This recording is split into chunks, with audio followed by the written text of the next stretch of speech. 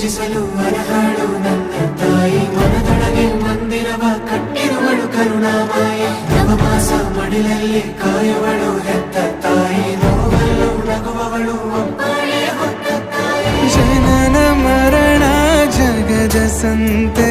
ಅದಕ್ಕೂ ಮೀರಿನಿ ಬೆಳೆದು ನಿಂತೆ ಕರುಣೆ ಸಹನೆಯ ಮೂರ್ತಿಯಂತೆ ದೇವರಿಗೂ